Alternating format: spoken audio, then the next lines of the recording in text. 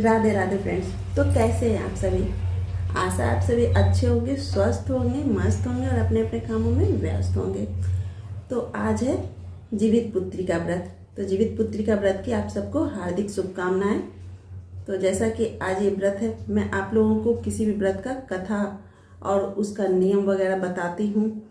तो मैं आज एक जीवित पुत्री का व्रत का कथा आप लोगों को सुनाऊंगी और उसका महत्व भी मैं बतलाऊंगी। मैं अपने से कोशिश करती हूँ अपने चैनल के माध्यम से कि मैं आप लोगों को जितना अधिक हो सके मैं आप लोगों को व्रत के नियम और उनकी महत्व जो है वो मैं आप लोगों को बता सकूं, समझा सकूं।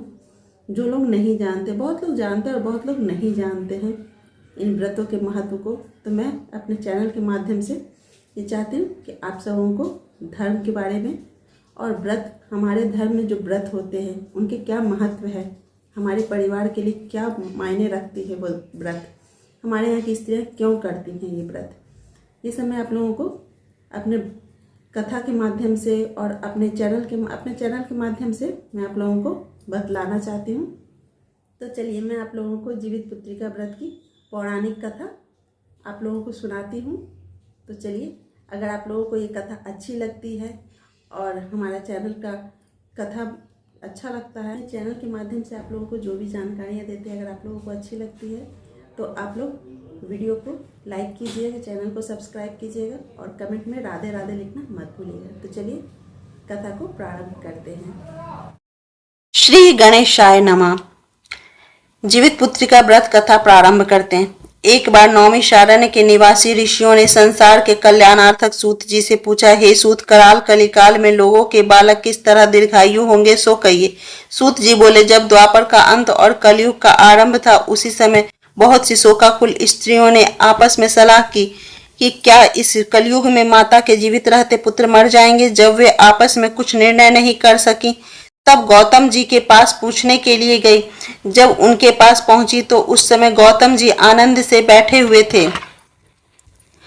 उनके सामने जाकर उन्होंने मस्तक झुकाकर प्रणाम किया। तदंतर स्त्रियों ने पूछा, हे प्रभु, इस कलयुग में लोगों के पुत्र किस तरह जीवित रहेंगे? उनके लिए कोई व्रत या तप हो तो कृपा करके बताइए। इस तरह उनकी बात सुनकर गौतम जी बोले, आपसे मैं वही बात कहूंगा जो मैंने पहले से सुन रखी है।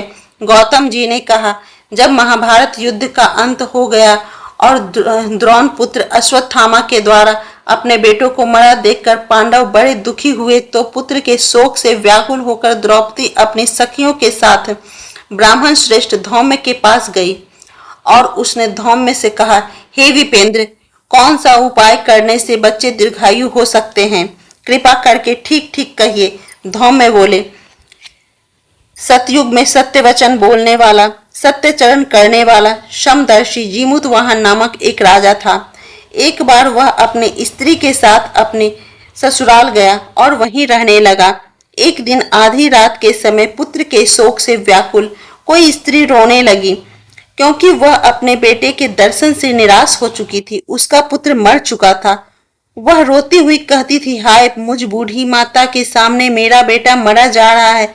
उसका रुदन सुनकर राजा जीमूतवाहन का तो मानो हृदय विदीर्ण हो गया। वह तत्काल उस समय उस स्त्री के पास गया और उसने पूछा, तुम्हारा बेटा कैसे मरा है? बूढ़ी ने कहा, गरुड़ प्रतिदिन आकर गांव के लड़कों को खा जाता है। इस पर दयालु राजा ने कहा, माता अब तुम रो मत, आनंद से बैठो, मैं तुम्हारे बच्चे को बचाने का यत्न करता हूँ। ऐसा कहकर राजा उस स्थान पर गया जहाँ गरुड़ आकर प्रतिदिन मांस खाया करता था। उसी समय गरुड़ भी उस पर टूट पड़ा और मांस खाने लगा। जब अतिशय तेजस्वी गरुड़ ने राजा का बायां अंग खा लिया तो झटपट राजा ने अपना दाहिना अंग फेर कर गरुड़ के सामने कर दिया। यह देखकर गरुड़ जी ने कहा, तुम कोई देवता हो? कौन हो तुम? मनुष्य तो नहीं जान पड़ते। अच्छा, अपना जन्म और कुल बताओ। पीड़ा से व्याकुल मन वाले राजा ने कहा, हे पक्षीराज, इस तरह का प्रश्न करना व्यर्थ है। तुम अपनी इच्छा भर मेरा मांस खाओ। यह सुनकर गरुड़ रुक गए और बड़े आदर से राजा के जन्म और कुल की बात पूछने लगे। राजा ने कहा, मेरी माता का नाम है सैव्या और मेरे पिता का नाम सालिवाहन है। सूर्यवंश में मेरा जन्म हुआ है और जीमूतवाहन मेरा नाम है। राजा की दयालुता देखकर गरुड़ ने कहा, हे महाभाग, तुम्हारे मन में जो अभिलाषा हो वह वर मांगो।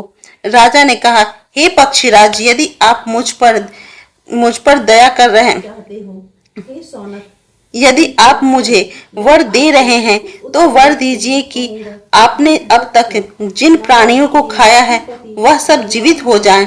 हे स्वामी, अब से आप यहाँ बालकों को ना खाएं और कोई ऐसा उपाय करें कि यहाँ जो भी उत्पन्न हो वे लोग बहुत दिनों तक जीवित रहें। धौम्य ने कहा कि पक्षीराज गरुड़ राजा को वरदान देकर स्वयं अमृत के लिए नागलोक चले गए। वहां से अमृत लाकर उन्होंने उन मरे हुए मनुष्यों की हड्डियों पर बरसाया। ऐसा करने से सब लोग जीवित हो गए जिनको कि पहले गरुड़ ने खाया था। राजा के त्याग और गरुड़ की कृपा से वहां लोगों का बहुत कष्ट दूर हो गया। राजा उस समय राजा के शरीर की शोभा दुगनी हो गई थी। राजा की दयालुता देखकर गरुड़ ने फिर कहा, मैं संसार के कल्याणार्थक एक और वरदान दूंगा। आज आश्विन महीना की कृष्ण पक्ष की सप्तमी तिथि से रहित शुभ अष्टमी तिथि है। आज ही तुमने यहाँ के प्रजा को जीवन दान दिया है। हे वत्स, अब से यह दिन ब्रह्म भाव को हो गया है, जो मूर्ति भेद से विविध नामों से विख्यात है। वही त्रिलोक से पूजित दुर्गा अमृत प्राप्त करने के कारण अर्थ में जीवित पुत्रिका कहलाती है।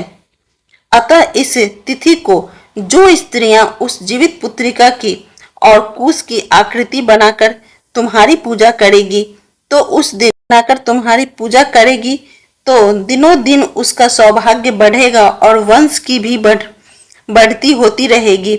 हे महाभाग, इस विषय में विचार करने की भी आवश्यकता नहीं है। हे राजन, सप्तमी से रहित उदया तिथि की अष्टमी को व्रत करे, यानी सप्तमी विद अष्टमी जिस दिन हो उस दिन व्रत न कर शुद्ध अष्टमी को व्रत करे और नवमी को पालन करे। यदि इस पर ध्यान न दिया गया तो फल नष्ट हो जाएगा और सौभाग्य तो नष्ट हो ही जाएगा। जीमूतवाहन को इस तरह का वरदान देकर गरुड़ बैकुंठ धाम को चले गए और राजा भी अपनी पत्नी के साथ अपने नगर को वापस चले आए। धौम्य द्रौपदी से कहने लगे, हे देवी, मैंने यह अतिशय दुर्लभ व्रत तुमको बतलाया है। इस व्रत को करने से बच्चे दीर्घायु होते हैं। हे देवी, तुम भी पूर्वोत्तर विधि से यह व्रत और दुर्गा जी का पूजन करो तो तुम्हें अभिलाषित फल प्राप्त होगा। मुनिराज धौम्य की बात सुनकर द्रौपदी के हृदय में एक प्रकार का कौतूहल उत्पन्न हुआ और पूर्वाशिनी स्त्रियों को बुलाकर उनके साथ यह उत्तम व्रत किया। गौतम ने कहा, यह व्रत और इसके प्रभाव को किसी एक चिल्ल ने सुन लिया और अपनी सखी सियारिन को बतलाया।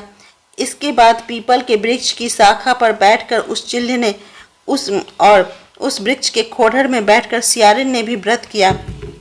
फिर वहीं चिल्ल किसी उत्तम ब्राह्मण के मुख से यह कथा सुन आई और पीपल के खोडर में बैठी हुई अपनी सखी सियारिन को सुनाया। सियारिन ने आधी कथा सुनी थी कि उसे भूख लग गई और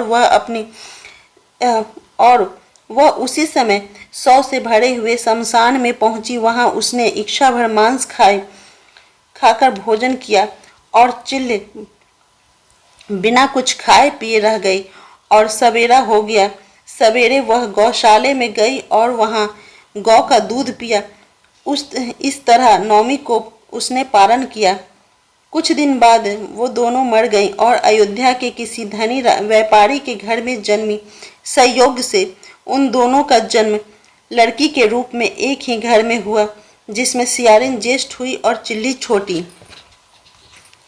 वे दोनों बहनें सभी शुभ लक्षणों से युक्त थीं, इसलिए बड़ी लड़की काशीराज के और छोटी लड़की उनके मंत्री के साथ गहपत अग्नि के सामने विधि पूर्वक ब्याही गई।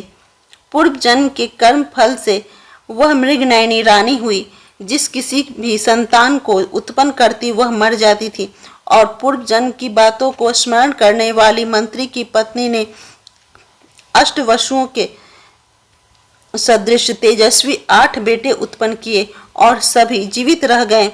अपने बहन के पुत्रों को जीवित देखकर ईर्ष्यावश राजपत्नी ने अपने स्वामी से कहा कि यदि तुम मुझे जीवित रखना चाहते हो तो इस मंत्री के सभी पुत्रों उसी जगह भेज दो जहां मेरे बेटे गए हैं, अर्थात उसे मार डालो। यह सुनकर राजा ने उस मंत्री के पुत्रों को मरने के लिए कई प्रकार के उद्योग किए, पर मंत्री पत्नी ने जीवित पुत्री का व्रत के पुण्य बल से बचा लिया।